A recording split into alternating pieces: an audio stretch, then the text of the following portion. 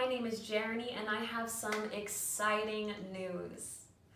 Okay, so when I first started making videos, I intended them to be about cannabis and chronic pain. But each time I've gone to pick my next video topic, I've completely ignored the idea of talking about my personal journey with chronic pain.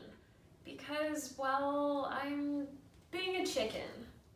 But in the spirit of radical vulnerability, I want to kick off the very first in a series of videos I'll be calling Chronic Pain Confessions.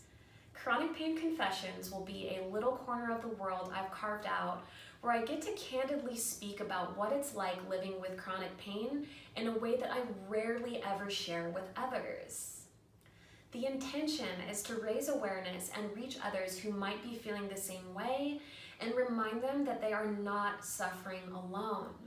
This first video will be my origin story, so less of a confession and more so some important backstory that will set the foundation for the rest of the series. So, to tell my story, I actually get to start at the very beginning, the actual literal beginning, my birth. To cut to the chase, when my mom was in labor, her doctors attempted to break her water with a tool called an amnio hook and accidentally punctured my head instead, causing me to bleed profusely as I was being born.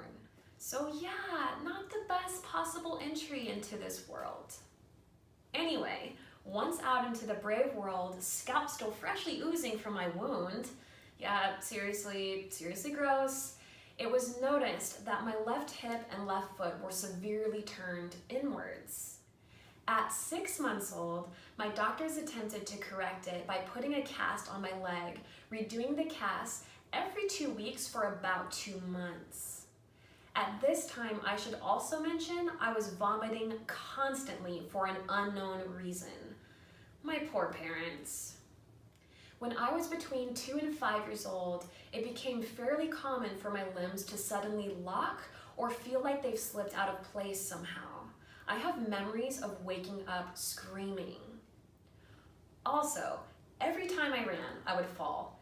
Every time. For this, I always had boo-boos on my forehead, but I would just keep getting up and start blissfully running again. My TMJD symptoms had also begun. Maybe a better way to put it is that I had basically been grinding my teeth from the moment I even had teeth, and I constantly experienced jaw pain, popping and clicking, and headaches.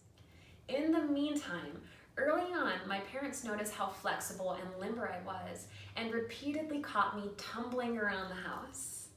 At about 3 years old, they took me to a free gymnastics class that a gym nearby was offering, and I shocked the coaches when I did a cartwheel on a full-size balance beam without hesitation. The coaches asked my mom if I had been practicing cartwheels on anything like that before, and my mom said no, that it was actually the first time I had even attempted it. The rest was history. Gymnastics became my life. And that's when the injuries began. Gymnastics is a tough sport that basically promises to leave its athletes with injuries to remember it by. No gymnast is a stranger to falling. I've fallen a multitude of times, and as I've gotten older and reflected on each one, I've asked my mom what she believes my worst falls were, as she was at nearly every single one of my gymnastics practices. She immediately named off a number of them, but also said that it was really hard to tell when I was injured because I hid it so well. In hindsight, I don't think even I fully understood the pain I was in at that time. All I knew from the time I was born was being in pain, so somehow I assumed everyone else hurt just like I did. 2 of my very first life-changing injuries were at 9 years old. One I sustained on the vault, the other on the uneven bars shortly after. At 10, I had an accident on the balance beam that still gives me nightmares. At 11, my back was in constant pain, and it was now blatantly interfering with my gymnastics training despite my attempts to ignore it. By then, I was training 5 days a week, 4 hours a day, with competitions and private lessons on the weekend. Around that time, it was discovered that the culprit seemed to be a stress fracture on my low spine, and I was told by my doctor to immediately walk away from the sport and the dreams I had wrapped up in it, or likely end up in a wheelchair. I can and probably should attribute the intense training and dozens of falls from my gymnastics career to how I feel now, but gymnastics was not the only culprit. At 12, there was a car accident that left me with a debilitating whiplash injury. At 13, an accident on a fair ride that's kind of a long and weird story. And a snafu in my early 20s while bowling that sent me to the ER. It wasn't until 2015 that I completely hit rock bottom and my pain began to visibly overshadow my every movement, every thought, and drastically change my lifestyle. I began missing weeks of work at a time, despite typically never missing a single day of work. My symptoms were at an all-time high, and I was traumatized by confronting the true reality of my condition. This entire time, I foolishly thought I could just outrun it, but I was clearly getting worse. Then, I was in a bike accident that left me with casts on both arms for 2 months and unable to walk for weeks. The bike accident made a very good attempt at destroying my body, but it also played some serious head games.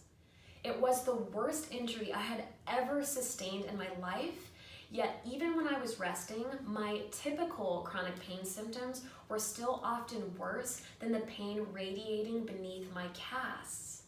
I had been in denial of how bad my pain had gotten for so long that this realization destroyed me. In all this, please know that even as a child, all I ever was or have been to my doctors is a medical mystery. To this day, I've received no real answers or explanation. I've been told it was growing pains, that I'm faking, and that I'm just too young to be in this much pain. The closest I've gotten to a diagnosis is being told by my doctor that I very likely have fibromyalgia. But even then, that doesn't remotely seem to be the full picture for me. In addition to fibromyalgia, I suspect a more rare genetic disorder called hypermobile Ehlers-Danlos syndrome, or HEDS, but I'm undiagnosed at this time. It's strange and difficult to share my story with you because it's not only complicated and long, but it's very surreal to me even though it's my own life.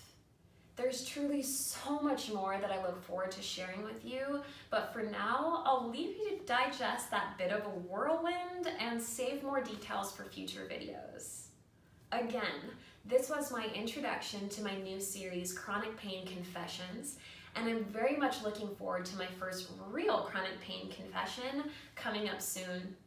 So stay tuned for Chronic Pain Confession number 1, and thank you for sharing your time with me today.